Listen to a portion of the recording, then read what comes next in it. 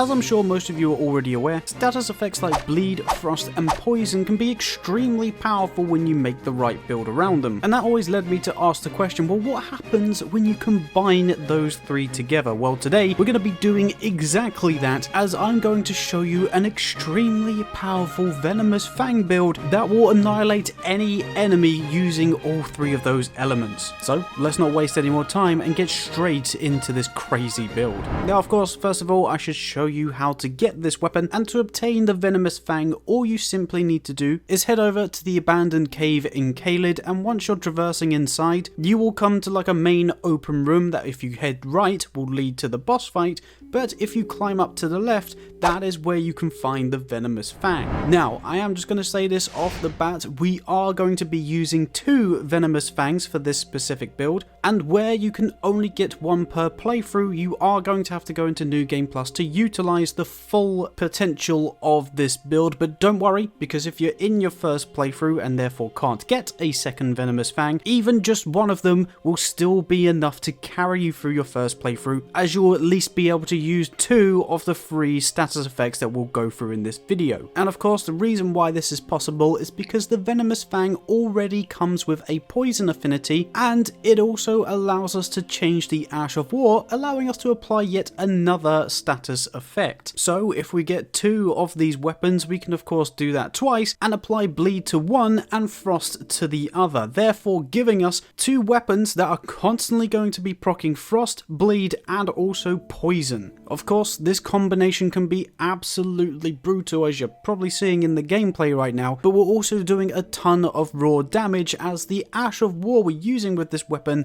is Cragblade. For those of you that don't know, the Cragblade Ash of War, when you apply it to your weapon, changes the affinity of the weapon to a heavy type, giving it a much higher scaling in strength, whilst also giving the weapon a 15% damage output boost, along with a 10% poise damage boost. But as much as I'm saying that Cragblade changes the affinity of the weapon, it purely only affects the attack rating. It doesn't affect any status build-ups, so to put it simply, we now have a weapon with a much higher scaling rating in strength, whilst also doing 100 proc in frost, bleed and around about 80 to 90 in poison. So by delving a load of points into both arcane and strength, we are able to do the thousands of damage that you're seeing on screen. And of course, if you want to mimic the build, here are those stats for the character that we're running. And as always, on this channel, our characters are level 150, and as you can see, we've got 50 points into vigor, 10 into mind, 24 endurance, 60 strength, 10 dexterity, 10 intelligence, 25 faith and 40 arcane. Now, like I just mentioned there, we're of course heavily focusing in both strength and arcane, as strength is going to obviously boost our AR the most, especially when we're running the Cragblade Ash of War, but then arcane is also going to dictate the amount of poison and bleed proc that we do with each hit of this weapon. And although we haven't delved anything into intelligence, just applying frost to one of the Venomous Fangs will put the frost proc above 100, which is actually extremely high, and it pretty much procs the same time as bleed. Again, as you're seeing in the footage, the reason why this build is so potent is just also with the quick DPS of this weapon, because almost sort of like 2 or 3 seconds into the fight, you're immediately proccing bleed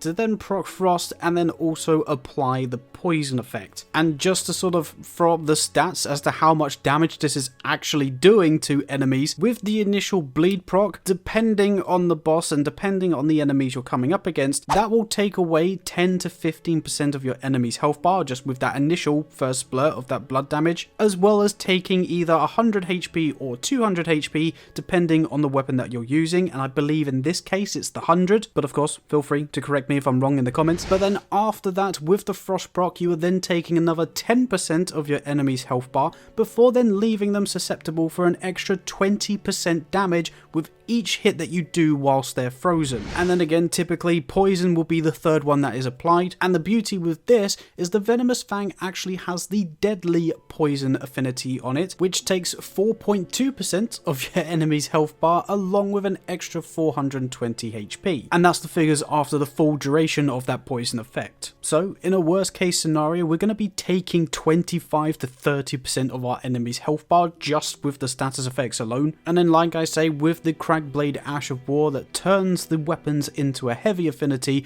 we're going to have an insane scaling with strength, and where we've got 60 points into that stat, we're also just going to be doing a load of damage with the base weapon itself. And of course, with the 25 points into Faith, that allows us to run things like Golden Vow and Flame Grant Me Strength to boost our overall damage output by 15% with Golden Vow, as well as boosting our physical damage by 20% with Flame Grant Me Strength. But again, like I say, we don't delve too much into any of the other stats because we're not really using any skill powers apart from Cragblade just to literally apply the weapon with that strength affinity, and both Golden Vow and Flame Grant Me Strength can be casted with the minimal mind that we have. But then again, like I mentioned earlier, although our intelligence is at 10, the Frost proc is still above 100, and dexterity isn't needed as, again, Cragblade changes our affinity, so it's highly focused on strength, and you only need 9 dexterity to wield the weapon, so yeah, we don't need to delve into dexterity either. But some things we can delve into are of course the talismans to boost our overall damage output, and one of the talismans I highly recommend you use is of course going to be Millicent's Prosthesis. As much as I was just saying that dexterity isn't necessarily needed, you do still get a +5 in dexterity with this talisman, but the main reason why we put it on is for that boost in successive damage output, because that can also be stacked with the Rottened Winged Insignia to give us a secondary boost with successive damage output. But then I also highly recommend running the Kindred of Rot's Exaltation, as whenever we proc the poison effect onto our enemies, that will grant us an additional 20% boost to our damage output, before then finishing off the talismans with the Ritual Swords Talisman, as that will grant us a plus 10% boost whenever our HP is at full. Now with those talismans, you can also swap one of them out, maybe for the Lord of Blood's Exaltation, so maybe take out the Ritual Swords and swap it for that, because that will also give a plus 20% damage output whenever bleed occurs, and where they are almost simultaneously happening one after the other, that could be beneficial for you. I just personally went with the Ritual Swords Talisman, as that will help out with the damage output in the first instant, especially whilst you're trying to build up that successive damage output. And as you can also see in the gameplay, I'm not running either the White Mask or the Mushroom Helm, mainly because I don't like the way that they look, and I'm a Fashion Souls player, and I've been using the Great Helm for the past year now, and it's pretty much glued to my head. But if you wanted to use either the White Mask or the Mushroom Helmet, you will also get an extra 10% to your damage output whenever either bleed or poison occurs respectively. So those are a few things that you can change out in this build to boost your damage output just a little bit more if you wanted to. But one thing I advise you keeping the same is going to be the mix in our Wonder Physic, as I highly recommend that you put both the Strength Knot tier in there and also the Thorny Crack tier to of course boost our strength by 10 points, whilst also giving us a third successive damage output boost. Where we're relying on DPS, there's no point delving into poise breaking attacks or utilizing the Ash of War, because we're not really using it for a damage output, it's mainly just there for the setup, and these two tiers are going to be the best for our pure damage output, which is again another contributing factor as to why we can deal just so much damage with the Venomous Fang itself. And of course, with everything combined, you're going to have a build that can utilize all three of those powerful elements, and even if you come up against enemies that are resistant to one of those effects, you will still have a build that has an insane base AR and can just annihilate bosses anyway with the physical damage. And all the footage that you're seeing right now is coming from my new game +6 character, but even though they've got some of the highest defenses and some of the highest health bars, they are still getting absolutely annihilated, and this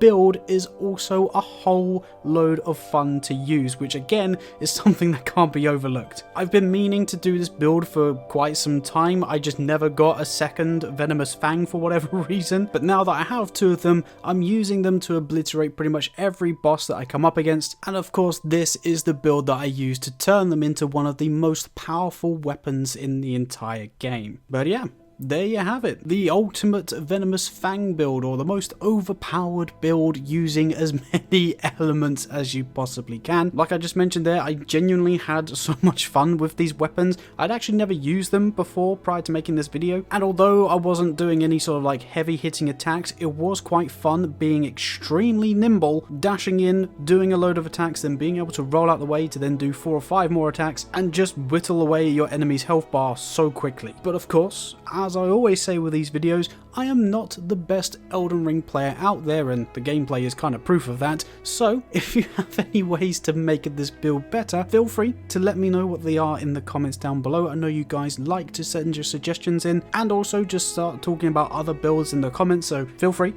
to do that once again with this video. But whilst you're down there, if you don't mind me asking, if you happened to like this video at any point or enjoy overpowered builds like this, then make sure you hit that like button, as that is the quickest and easiest way to tell me that you enjoy these videos and you want to see more. And if you're new around here, or you find yourself coming back and you're not subscribed to the channel, make sure that you definitely hit that subscribe button. At the time of recording, we are so close to 18,000 subscribers, which means we are also so close to 20,000 subscribers. So if you want to join the existing legends and help us on our way to that 20,000 mark, then of course make sure that you're subscribed, and in return I will be providing you with some of the best builds you've ever seen in Elden Ring. And once again, I just wanted to say a huge thank you for making it all the way to the end of this video. I really do appreciate all the support you're giving, and it really does mean the world for you to make it all the way through and watch the entire thing. So if you are still here listening to this, then be sure to write in the comment section, "I am a legend," and then that way I can thank you personally for supporting this entire video. But for now, that's everything from me. Go have fun with this build, let me know how you get on, and I guess I will catch you in the next video of whatever it is that we make. Bye bye.